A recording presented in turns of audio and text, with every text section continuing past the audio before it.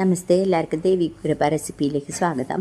ഇന്ന് ഞാൻ ഉണ്ടാക്കാൻ പോകുന്നത് ചെറിയ ഉള്ളി വെച്ചിട്ട് ഒരു ഉള്ളിപ്പാൽ കറിയാണ്. തേങ്ങാപ്പാലും ചെറിയ ഉള്ളിയും വെച്ചിട്ടൊരു നല്ല അടിപൊളി കറിയാണ്. അപ്പോൾ എല്ലാവർക്കും നമസ്കാരം. അപ്പോൾ നമുക്ക് റെസിപ്പിയിലേക്ക് കിടക്കാം. എല്ലാവർക്കും നന്ദി, നമസ്കാരം. ഒരു ചെറിയ ഉള്ളി പാൽക്കറിയാണ്. തനി നാടനായിട്ടുള്ളൊരു റെസിപ്പിയാണ് കേട്ടോ. അപ്പോൾ ഞാൻ അതിനായിട്ടൊരു കടായി വെച്ചു. അപ്പോൾ കടായി നല്ലോണം ചൂടായിട്ടുണ്ട്. അപ്പോൾ ഞാൻ അതിലേക്ക് കുറച്ച് വെളിച്ചെണ്ണ ഒഴിക്കുകയാണ് കേട്ടോ. എന്നിട്ട് നമ്മൾ സാധാരണ ചെയ്യുന്ന പോലെ ഒന്ന് കടുക് പൊട്ടിക്കണം. നല്ല ടേസ്റ്റി ആയിട്ടുള്ളൊരു കറിയാണ്. ഞാനിത് മെയിൻ കറി അല്ല എന്നാക്കണത്, കാരണം ഓൾറെഡി ഞാൻ വേറെ കറി വെച്ചിട്ടുണ്ട്. ഞാനിതൊരു സെക്കൻഡ് കറി ആയിട്ടാണ് ഉണ്ടാക്കുന്നത്. അപ്പോൾ കുറച്ച് തിക്കായിട്ട് ഉണ്ടാക്കാമെന്ന് വിചാരിച്ചു. അപ്പോൾ ഞാൻ കടുക് പൊട്ടിക്കാൻ വെക്കുന്നുണ്ട്. അപ്പോൾ കടുക് ഒന്ന് പൊട്ടട്ടെ. കടുക് പൊട്ടി തുടങ്ങി. അപ്പോൾ ഇതിനാവശ്യമായിട്ടുള്ള മെയിനായിട്ട് ഞാനൊരു 10-25 ചെറിയ ഉള്ളി എടുത്തിട്ടുണ്ട്. പിന്നെ ഞാൻ ഇനി സ്റ്റെപ്പായിട്ട് കാണിക്കാം കേട്ടോ. ഇവിടെ കുറച്ച് ഇഞ്ചിയും വെളുത്തുള്ളിയും ഒരു 5-6 അല്ലി വെളുത്തുള്ളി എടുത്തിട്ടുണ്ട്. ഒരു 4 പച്ചമുളക് എടുത്തിട്ടുണ്ട്. ഇത്രയാണ് ഞാൻ മെയിനായിട്ട് എടുത്തിട്ടുള്ള കാര്യങ്ങൾ കേട്ടോ. അപ്പോൾ ആദ്യം ഞാൻ ചെയ്യുന്നത്, നമുക്ക് ഈ ഇഞ്ചിയും ഈ വെളുത്തുള്ളിയും ഈ കടുകൊന്ന് പൊട്ടിക്കഴിഞ്ഞാൽ ഇതിലിട്ടൊന്ന് ഫ്രൈ ചെയ്യാം കേട്ടോ. കടുക് പൊട്ടി ഇതൊന്നിട്ട് ഫ്രൈ ചെയ്യാം. അപ്പം അതൊന്ന് ഫ്രൈ ആവണ വരെ നമുക്കിതൊന്ന് ഫ്രൈ ആക്കാം. ചെറുതായിട്ടൊന്ന് നന്നായിട്ട് ഫ്രൈ ആവണ വരെ.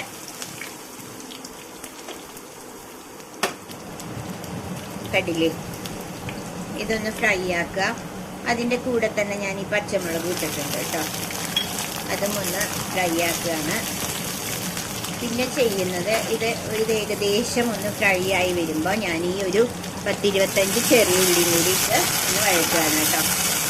ചെറിയ ഉള്ളി പാൽക്കറിയാണ്, നാടൻ കറിയാണ്. അപ്പോൾ എല്ലാവരും ഒന്ന് ട്രൈ ചെയ്ത് നോക്കിക്കോളൂ കേട്ടോ. നല്ല ടേസ്റ്റി ആയിട്ടുള്ള കറിയാണ്. നമ്മുടെ തറവാടുകളിലൊക്കെ പണ്ടുണ്ടാക്കിയിരുന്ന കറിയാണ്. ഇപ്പോഴും ഉണ്ടാക്കുന്നുണ്ടാവും, പക്ഷെ ഇപ്പോൾ കുറച്ചും കൂടി മോഡേൺ ആയിട്ടുള്ള കറികളല്ലേ ഉണ്ടാക്കുക. അപ്പോൾ അതുകൊണ്ട് ഞാനിപ്പോൾ നാടൻ കറികളാണ് ഞാനിപ്പോൾ മിക്കവാറും റെസിപ്പിയിലിടുന്നത്. അപ്പോൾ എൻ്റെ അടുത്ത് എൻ്റെ കൊളീഗ്സും ഒക്കെ റിക്വസ്റ്റ് ചെയ്ത പ്രകാരം, റിലേറ്റീവ്സൊക്കെ റിക്വസ്റ്റ് ചെയ്ത പ്രകാരമാണ് കേട്ടോ ഞാൻ ഇങ്ങനത്തെ കറികളൊക്കെ ഇടുന്നത്. നല്ല ടേസ്റ്റിയാണ്. എന്നാൽ ഒരുപാട് മസാലകളോ അങ്ങനെയൊന്നുമില്ല. സിമ്പിളായിട്ടുള്ള കറിയാണ്, പെട്ടെന്ന് ഉണ്ടാക്കുകയും ചെയ്യാം കേട്ടോ. പിന്നെ ഞാൻ അതിൻ്റെ ഇടയിൽ ഞാൻ കുറച്ച് പുളി ഒന്ന് വെള്ളത്തിലിട്ട് വെച്ചിട്ടുണ്ട് കേട്ടോ. അതൊന്ന് നമുക്ക് ഇതിൻ്റെ ഇടയിൽ ചെയ്തു എന്നേ ഉള്ളൂ. അത് ഇതിനാവശ്യമാണ്. പിന്നെ കുറച്ച് തേങ്ങാപ്പാലും അതും ഞാൻ റെഡിയാക്കി വെച്ചിട്ടുണ്ട്. കുറച്ച് തേങ്ങാപ്പാൽ റെഡിയാക്കി വെച്ചിട്ടുണ്ട് കേട്ടോ. പിന്നെ മസാലകൾ എന്ന് പറയുന്നത് വേണ്ടത് മല്ലിപ്പൊടി, മുളക് പൊടി, കുരുമുളക് പൊടി, മഞ്ഞൾപ്പൊടി, ഇത്രയും ആണ് ഇതിനാവശ്യമായ മസാലകൾ. അപ്പോൾ ഈ ഉള്ളിയും ഇതൊക്കെ ഒന്ന് ഫ്രൈ ആവട്ടെ. അപ്പോൾ ഈ ഉള്ളി ഇങ്ങനെ നന്നായിട്ട് ഫ്രൈ ആവുമ്പോൾ തന്നെ ഏകദേശം ഒന്ന് കുക്കാവും കേട്ടോ. അപ്പോൾ നമുക്ക് ഇത് കുക്കറിലൊന്നും വെക്കേണ്ട ആവശ്യമില്ല.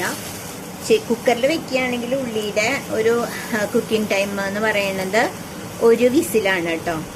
ഞാൻ ജസ്റ്റ് പറഞ്ഞു എന്നേ ഉള്ളൂ. ഇനി അഥവാ തിരക്കിലൊക്കെ പോണവർക്ക് ജസ്റ്റ് പെട്ടെന്ന് കുക്കറിൽ തന്നെ ഇതൊക്കെ ഒന്ന് വഴറ്റിയിട്ട് ഉള്ളി കുക്ക് ചെയ്യണമെങ്കിൽ 1 വിസിലടിച്ച് ബാക്കിയുള്ള കാര്യങ്ങളൊക്കെ അതേ രീതിയിൽ ചെയ്താൽ മതി കേട്ടോ. അപ്പോൾ അതുകൊണ്ട് കുട്ടികളുടെ ഒക്കെ തിരക്കുള്ളവർക്ക് ഇങ്ങനെയൊക്കെ നിന്ന് വഴറ്റാനൊക്കെ ബുദ്ധിമുട്ടാണെങ്കിൽ നമുക്ക് കുക്കറിൽ ഇങ്ങനെ കുക്ക് ചെയ്താൽ മതി കേട്ടോ. അതുകൊണ്ട് പറഞ്ഞു എന്നേ ഉള്ളൂ. പക്ഷെ ഞാനിപ്പോൾ എനിക്ക് വളരെ ടേസ്റ്റി ആയിട്ട് തോന്നണത് ഇങ്ങനെ ചട്ടിയിലൊക്കെ ഉണ്ടാക്കുമ്പോഴാണ് കേട്ടോ. അപ്പോൾ എന്താ പറയുക, എല്ലാ ആളുകളും വെജിറ്റേറിയൻകാർ ഈ ചട്ടിയിൽ വെക്കുമോ എന്നുള്ളൊരു കൺഫ്യൂഷൻ ഉണ്ടെങ്കിൽ, നോൺ വെജുകാർ മാത്രമല്ല വെജിറ്റേറിയൻകാർ ഞങ്ങളൊക്കെ ഇതിൽ ചട്ടിയിലാണ് ഇപ്പോൾ വെക്കുന്നത് കേട്ടോ. നല്ല ടേസ്റ്റാണ്. കാരണം ഇതിൽ കിടന്ന് ആ മൺചട്ടി എന്നല്ലേ പറയുക, അതിന് കിടന്ന് ഇത് വഴറ്റുമ്പോൾ അതിൻ്റേതായിട്ടൊരു നാടൻ രുചി കൂടുതൽ കിട്ടും. ഓക്കെ, അപ്പോൾ ഇതിങ്ങനെ നന്നായിട്ട് വഴറ്റിക്കൊണ്ടിരിക്കുക കേട്ടോ. അപ്പോൾ ഞാൻ അതൊന്ന് വഴറ്റണ വരെ നിങ്ങളൊന്ന് വെയിറ്റ് ചെയ്യണേ. ഇത് ഓൾമോസ്റ്റ് ഒന്ന് ഉള്ളിയൊക്കെ സോഫ്റ്റായി തുടങ്ങി കേട്ടോ, വെളിച്ചെണ്ണയിൽ ഇങ്ങനെ വഴറ്റി. അപ്പോൾ നമുക്കിനി മസാലകൾ ഇടാം. കാര്യമായിട്ടുള്ള മസാലകളൊന്നുമില്ല, എന്നാലും കുറച്ച് ആവശ്യത്തിനിടാം. അതായത് ആദ്യം നമുക്ക് കുറച്ച് എന്താ പറയുക, മഞ്ഞൾപ്പൊടി ഇടാം കേട്ടോ. ഇതിൽ കുറച്ച് മഞ്ഞൾപ്പൊടി ഇട്ടു. അതിനുശേഷം കുറച്ച് മല്ലിപ്പൊടി ഇടുക കേട്ടോ. ഞാൻ പറഞ്ഞില്ലേ, ഞാൻ മല്ലി മുളകും കൂടി ഉള്ള പൊടിയാണ് വെച്ചേക്കണേന്ന്. അപ്പോൾ കുറച്ച് മല്ലിപ്പൊടി ഇട്ടു. അതിനുശേഷം ഒരു 1.5 സ്പൂണോളം മല്ലിപ്പൊടി ഇട്ടു. അതിനുശേഷം ഞാൻ ഇടുന്നത് കുറച്ച് കുരുമുളക് പൊടി ഇട്ടോ. കണ്ടില്ലേ? ഇത് നമുക്ക് എരിവ് നോക്കിയിട്ട് മുളക് പൊടി ഇട്ടാൽ മതി. കാരണം ഞാൻ മല്ലിയും മുളകും കൂടി പൊടിച്ച് വെച്ചതായതുകൊണ്ട് 4-5 പച്ചമുളക് ഇട്ടുകൊണ്ട് പിന്നെ എനിക്ക് തോന്നുന്നില്ല ഇനി മുളക് പൊടി ഇടേണ്ടി വരുന്ന. എന്നാലും നമുക്കിത് കുക്ക് ചെയ്ത് നോക്കിയിട്ട് അവസാനം ചെയ്യാം. കണ്ടില്ലേ? ഈ പച്ചമണം പോണ വരെ ഇതൊന്ന് ഫ്രൈ ചെയ്യാം കേട്ടോ, സിമ്മിൽ വെച്ചിട്ട്. ആ പച്ചമണം ഒന്ന് പോണം ഈ മസാലകളുടെ. അതായത്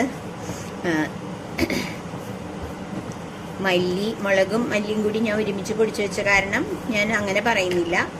മല്ലി, മുളക് പൊടി, പിന്നെ നമ്മുടെ കുരുമുളക് പൊടി, പിന്നെ മഞ്ഞൾപ്പൊടി, ഇതിൻ്റെ പച്ചമണം പോകുന്നത് വരെ ഒന്ന് ഫ്രൈ ആക്കി കൊടുക്കുക കേട്ടോ. കണ്ടില്ലേ? ഇപ്പം പച്ചമണമൊക്കെ ഒന്ന് പോയി കാണും. കണ്ടില്ലേ? ഇനി ഞാൻ ചെയ്യുന്നത് നമ്മുടെ ഓൾറെഡി നമ്മളിവിടെ പുളി പിഴിഞ്ഞ് വെച്ചിട്ടില്ലേ, ആ പുളി ഇതിലേക്ക് ഒഴിക്കുകയാണ് കേട്ടോ. കണ്ടോ?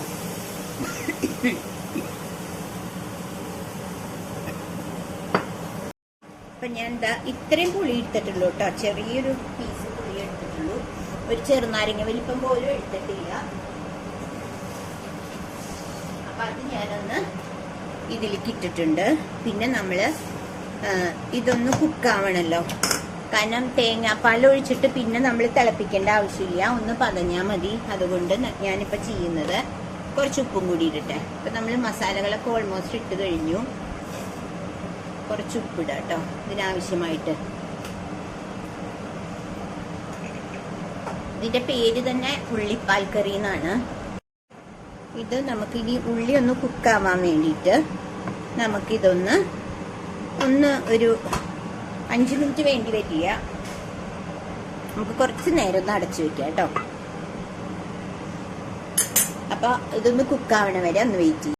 അപ്പോൾ ഇത് ഞാനൊന്ന് നോക്കിയപ്പോൾ ഉള്ളിയൊക്കെ ആയിട്ടുണ്ട് കേട്ടോ. കണ്ടില്ലേ? നല്ല അടിപൊളിയായിട്ട് ഉള്ളിയൊക്കെ കുക്കായിട്ടുണ്ട്. കാരണം ഓൾറെഡി നമ്മൾ ഫ്രൈ ചെയ്തതാണല്ലോ. ഇനി ഞാൻ ചെയ്യുന്നത്, കഴിഞ്ഞു നമ്മുടെ ഈ പ്രിപ്പറേഷൻ വളരെ പെട്ടെന്ന് ഉണ്ടാക്കാം, നല്ല ടേസ്റ്റിയാണ്. ഞാൻ കാണിച്ചല്ലോ നിങ്ങളെ, ഞാൻ തേങ്ങാപ്പാൽ എടുത്ത് വെച്ചത് കാണിച്ചല്ലോ. ആ തേങ്ങാപ്പാൽ ഞാൻ ഇതിലേക്ക് ഒഴിക്കുകയാണ് കേട്ടോ.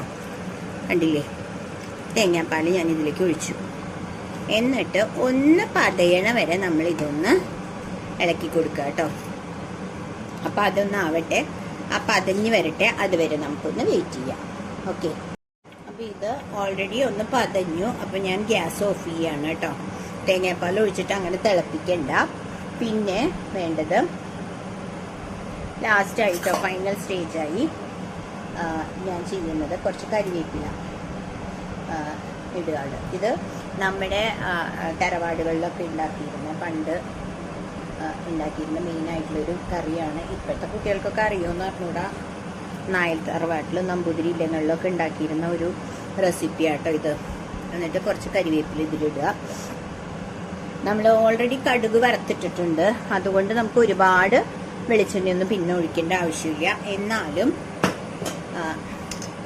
തേങ്ങാപ്പാൽ കറി ഞാൻ ഗ്യാസ് ഓഫ് ചെയ്തു കേട്ടോ. പക്ഷെ പതയുണ്ട്, കാരണം ഇതിൻ്റെ ഈ ചട്ടിയുടെ ചൂടുകൊണ്ട് കേട്ടോ. കുറച്ച് വെളിച്ചെണ്ണ, ഇത്രയും വെളിച്ചെണ്ണ ഒന്ന് മുകളിൽ ഇങ്ങനെ തൂവുക.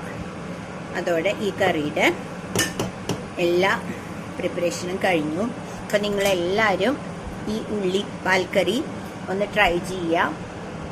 എന്നിട്ട് നിങ്ങൾക്ക് ഇഷ്ടപ്പെട്ടെങ്കിൽ നിങ്ങൾ എനിക്ക് കമൻസിലൊന്ന് എഴുതണം കേട്ടോ. അതുപോലെ തന്നെ നിങ്ങളിത് ഷെയർ ചെയ്ത് ലൈക്ക് ചെയ്ത് സബ്സ്ക്രൈബ് ചെയ്യണം. അപ്പോൾ അടുത്തൊരു നാടൻ രുചിയിൽ ഒരു എന്താ പറയുക റെസിപ്പി ആയിട്ട് വരുന്നവരെ എല്ലാവർക്കും ബായ്. എല്ലാവരും എൻ്റെ ചാനലൊന്ന് സബ്സ്ക്രൈബ് ചെയ്യണം കേട്ടോ.